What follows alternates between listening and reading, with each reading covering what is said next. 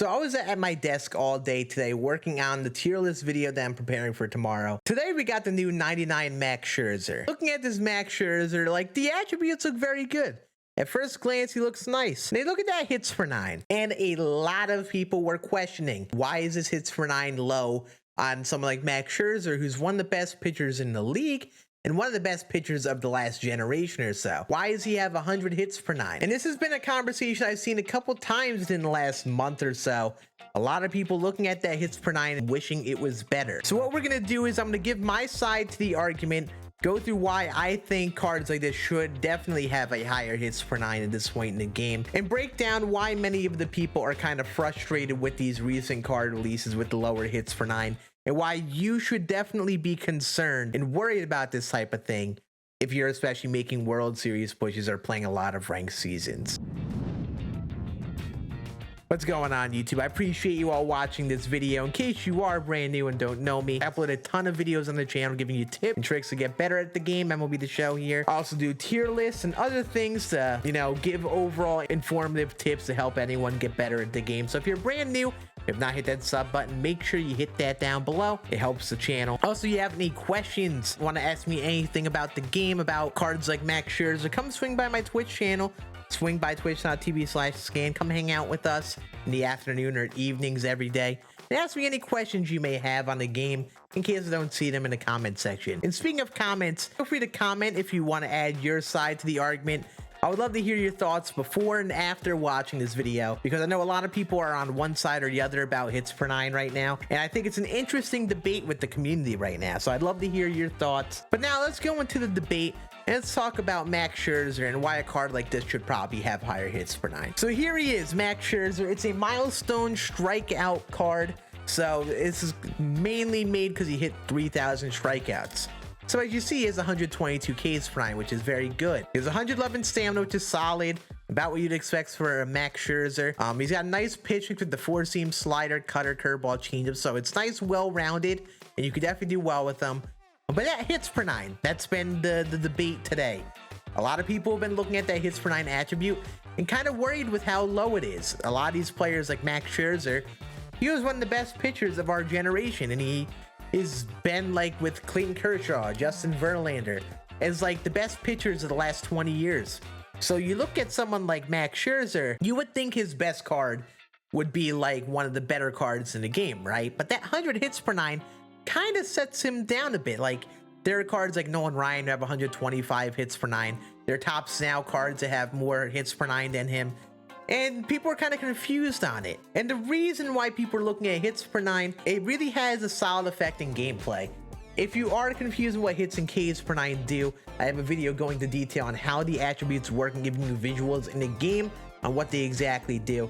If you want to check that out, go check out this link up here and watch that video. But to give a very minimal point about it, hits per 9 increases or decreases the size of that inner PCI, the main good contact region of your PCI, and then the Ks per 9 affects the outer PCI, so the area where you usually foul off balls and so on. So ideally you want, if you're gonna have anything, a bigger inner PCI, so you make more good contact, you square up the ball more often, and that's really what's going to affect your hits. So, the bigger the inner PCI, the more balls you're going to hit into play, the more balls you're going to square up. With high power hitters, which you're going to see a lot at this point in the game, if you just hit like the edge of that PCI, especially a little below, they have enough power, especially at like a Ship It Stadium, which is a popular stadium. They get underneath the ball and hit it hard enough, it's going to carry enough to leave with that high power, especially when you see like 110, 125 power. If you can do anything to make that PCI smaller, let those happen less often, people are going to try to maximize on that. So while the difference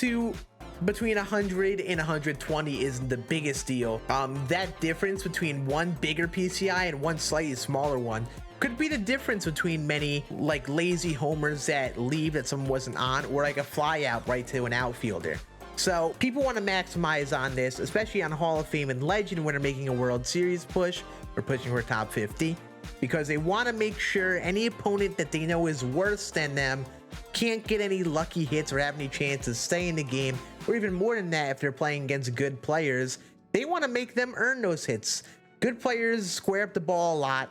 where they don't need fluky hits and weird things to go their way. And having a lower hits per nine is going to make more things go their way than they should.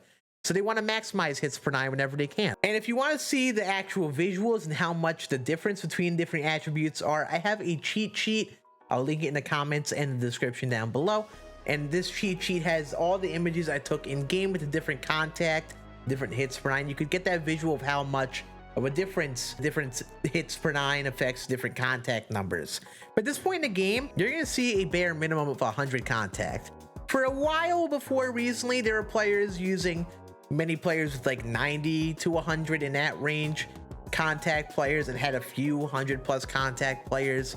But at this point in the game, especially with Team Affinity 4 dropping, a lot of people who play on Hall of Fame and Legend are going to choose those 100+ contact hitters so they could get that bigger PCI, and we have enough options at this point where they can do that. A lot of players that were released recently have 100, 110, 125 contact. At this point in the game, you kind of got to keep up with the hitters. I'm going to go through all the options we have at each position. Adley Rutschman, Mike Piazza, Pudge, all a catcher who have 100 versus both sides. Even Yasmani Grandal, who was released recently. The Miguel Cabrera player program is high contact. Vlad Jr. has 100 contact versus both sides. Even Jason Giambi has over 100 contact versus both sides. Like, these players are very normal. We have Frank Thomas, who has 120 and 125. Craig Biggio, who's an easy to earn second baseman, has 115 or so. We have Chipper Jones, who's been in the game all year, who has 100+ contact versus both sides. You see, I'm just going through it very quickly. A lot of these players playing in Hall of Fame or Legend difficulty and ranked are going to have a stacked lineup with high contact and high power. So you would expect, while the contact is going up gradually, that the hits per nine gradually in people's rotations keeps on going up, and these new players they're releasing, especially like the all-time greats in Team Affinity or like inning programs, that they would keep up with the hitting because that hits per nine is the direct counter to contact. But no, it actually isn't. If anything, a lot of players have been getting less and less over time. You look at the pitchers we've been getting. I mean, we got these Team Affinity 4 pitchers: Newhouser, Gibson. Saberhagen has 116 hits per nine. He's the only one with above 110 that was released in TA4. Greg Maddux, Bob Feller, Max Scherzer, who was released today, Walter Johnson. They all have like less than 110 hits per nine. These are the new pitchers release.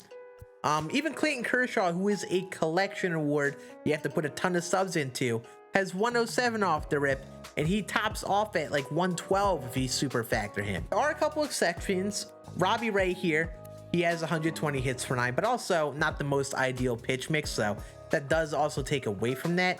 You have Nate Pearson, who is a future star, has 111, but he has an outlier fastball, but only 4 pitches. But again, like, he has the higher hits per nine, while a lot of these pitchers that came out recently don't. And to counter it, recently we had this Felix Hernandez, who has 120 hits per nine off the rip. We had Shohei Ohtani, who was released at the All-Star break with 112 off the rip on his card. We had Jacob deGrom, who has 119.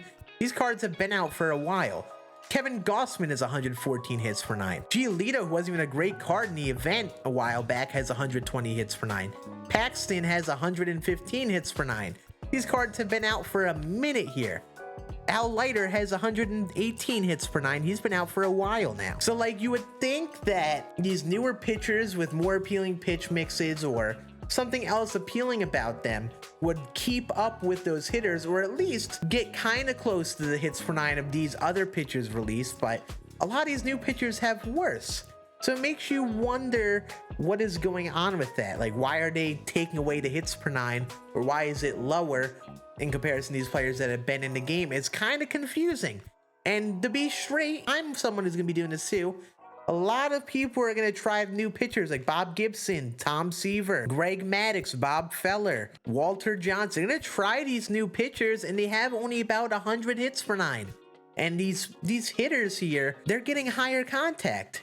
So like, you think about this shift in the meta, a lot of people are going to be using pitchers with lower hits per nine, and hitters are going to be going up with higher contact, higher power.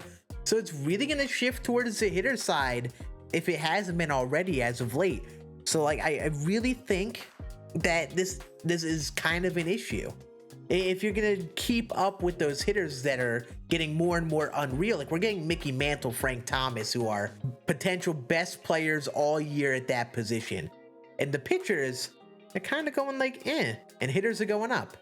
So I would think that ranked seasons, especially if people are gonna shift to these new pitchers, it's gonna really get towards the hitter side, and hitters are gonna score a lot. You're gonna see some fluky hits, fluky homers, and a lot of runs are gonna be scored.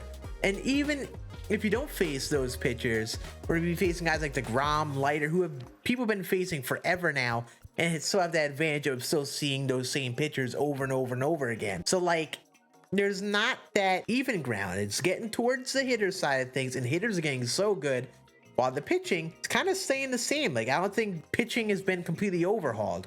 It would be one thing if by the time I complete TA4, all the pitchers in my rotation were like kind of upgrades or very close to my previous pitchers.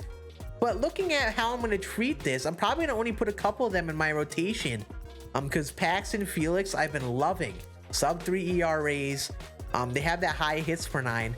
And they aren't bringing enough to the table to make me want to use them. I mean, looking at even Nolan Ryan here, part of me would want to even use Nolan Ryan over this Walter Johnson, for example. Looking at the meta shift, this is where it becomes a big deal to me, because hitters are getting better and better. More and more people getting better lineups like Mookie Betts, Chipper Jones. They're getting all these players plus Team Affinity 4, so lineups are getting better, while pitching stats, especially that starting rotation, a lot of people have guys like Leiter, like from completing the BR program.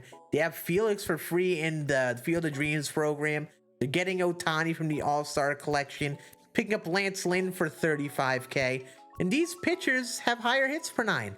Even these top sale players here from Top Sale Moments could have higher hits per 9 than many of the other pitchers. And that's where this concern is coming from. So, as just someone who cares about the state of the game, providing feedback and wanting the best, I think it would be great if we start seeing those hits per 9 on these legend or flashback type cards of big names at least be like 110 for many of them.